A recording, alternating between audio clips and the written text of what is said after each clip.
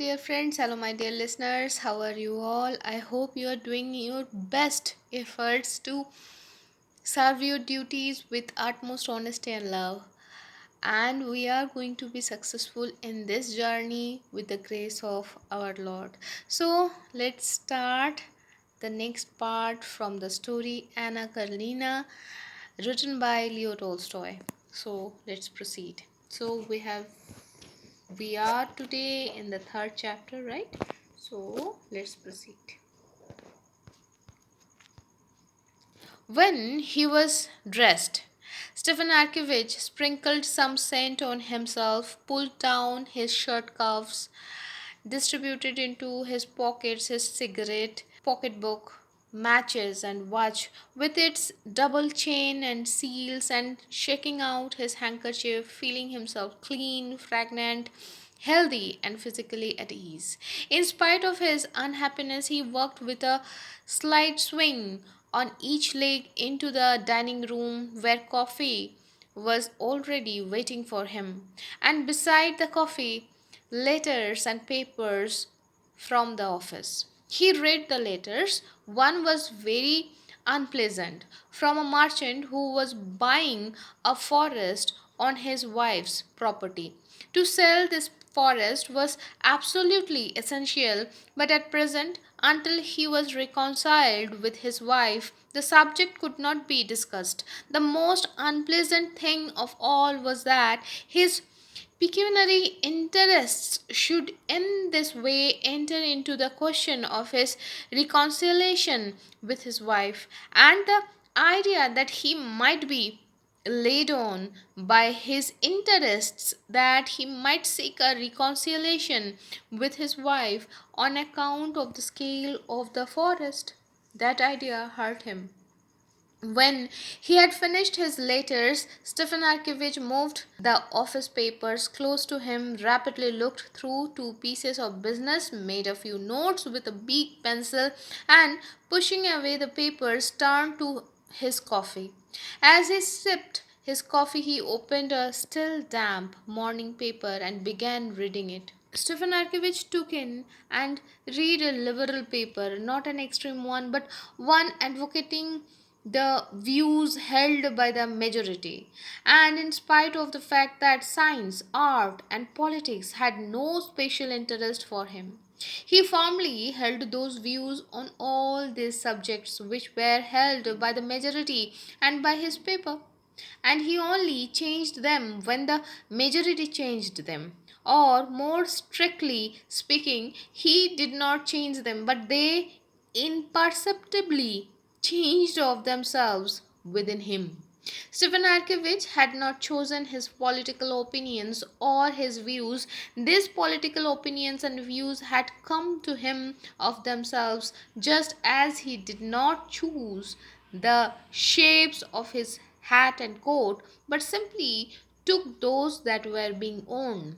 And for him, living in a certain society owing to the need ordinarily developed at years of discretion for some degree of mental activity, to have views was just an indispensable as to have a hat. If there was a reason for his preferring liberal to conservative views, which were held also by many of his circle, it arose not from his considering liberalism more rational, but from its being in closure accordance with his manner of life. The Liberal Party said that in Russia everything is wrong, and certainly Stefan Arkevich had many debts and was decidedly short of money. The Liberal Party said that marriage is an institution quite out of date and that it needs reconstruction, and family life certainly afforded Stefan Arkevich little gratification and forced him into lying and hypocrisy, which was so repulsive to his nature.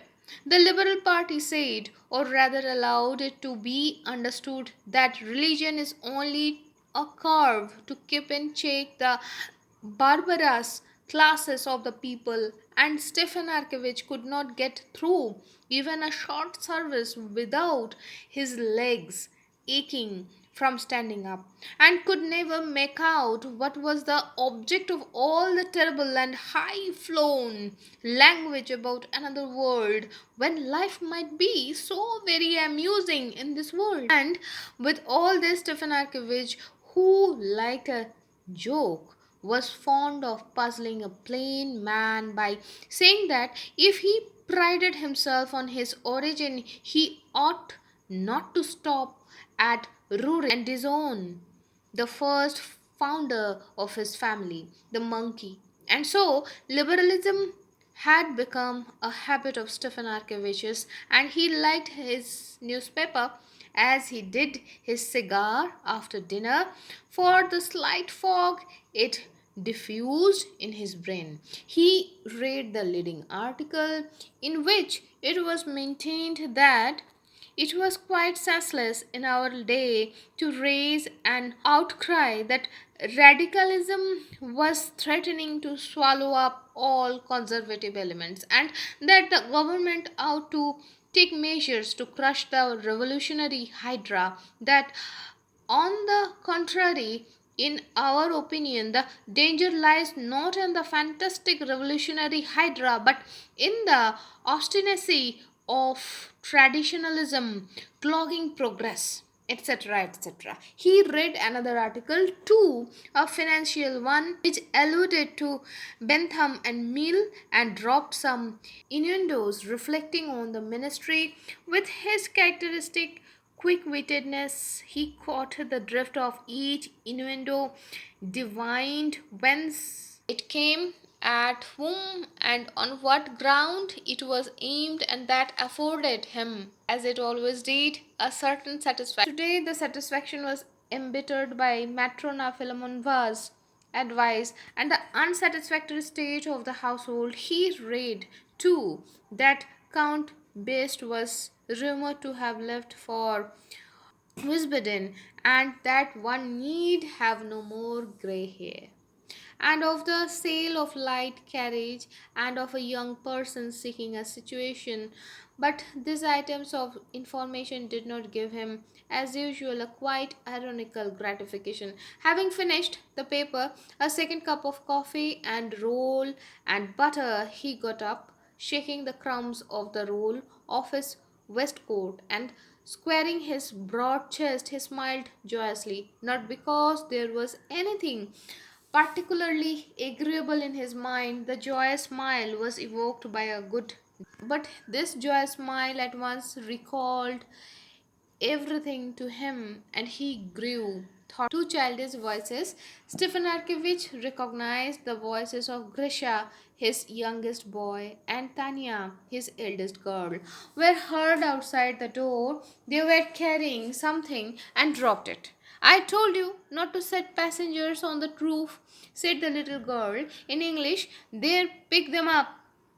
Everything's in confusion. About Stephen Arkevich, there are the children running about by themselves. Going to the door, he called them. They threw down the box that represented a train and came in to their father.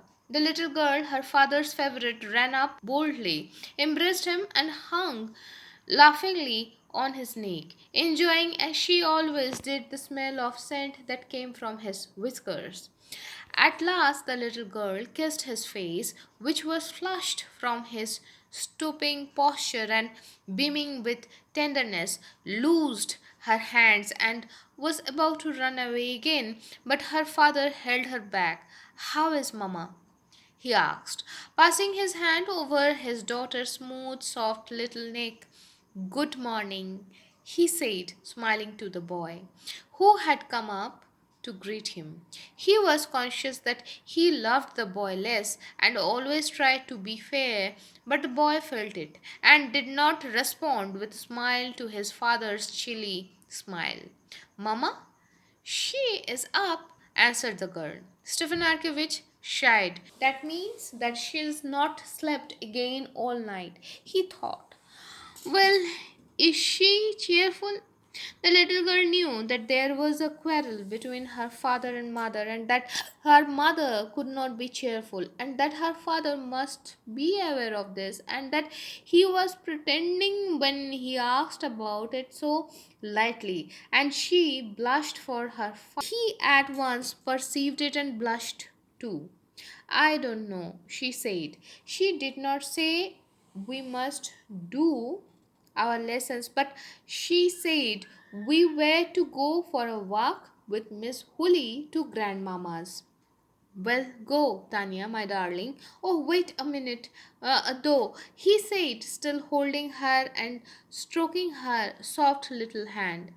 He took off the mantelpiece where he had put it yesterday a little box of sweets and gave her two, picking out her favorites, a chocolate and a fondant. For Grisha, said the little girl, pointing to the chocolate. Yes, yes, and still stroking her little shoulder, he kissed her on the roots of her hair and neck and let her go. The carriage is ready, said Matvey. But there's someone to see you with the petition. Been here long? Asked Stefan Arkevich. Half an hour. How many times have I told you to tell me at once?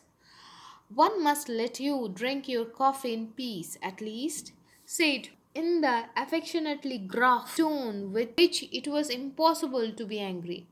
Well, show the person up at once. Oblonsky, froing with vexation.